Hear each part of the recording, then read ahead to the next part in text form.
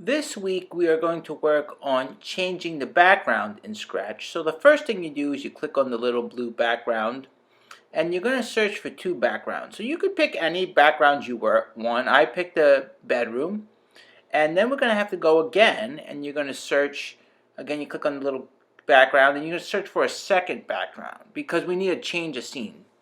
So now we have our two backgrounds, and if you click on the little background on the bottom right and then you click on backdrops, so the bottom right photo of the backdrops, and then you click on backdrops, the backdrops tab, you have different backgrounds now. And you could even paint one in if you want. Here you see I'm painting in, if you want to change colors. So you could choose two backgrounds that are included in Scratch, or you could just start painting them in if you would like. That makes it a little more interesting. So, you could just drag or, whatever you want to do. If you want to draw like a little sun, you could put in like maybe change the color on the top, and you could add it in. So however you want to do it, it's very flexible. You don't have to do exactly what I'm doing, but here I was just drawing a little sun over here. But the key is, what I want you to do is pick two backgrounds, and you could just pick two backgrounds that are included in Scratch, or you could draw one in.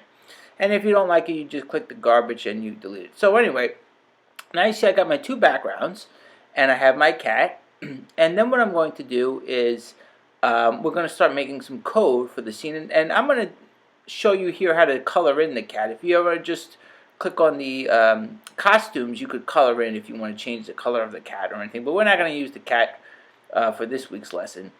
But I just wanted to show you how you could paint in and use the paint bucket if that's something that you're interested in doing and changing the background. But anyway, we're going to search for a new sprite.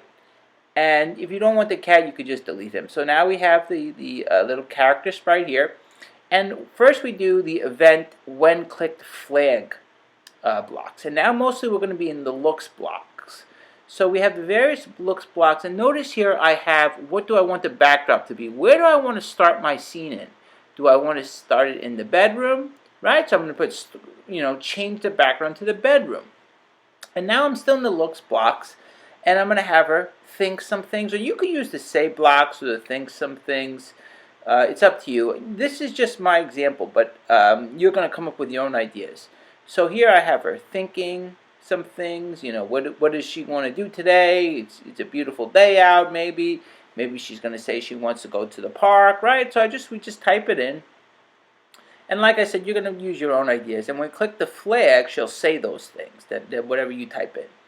So maybe you want to have, her say a few different things. When you click the flag, it will say them.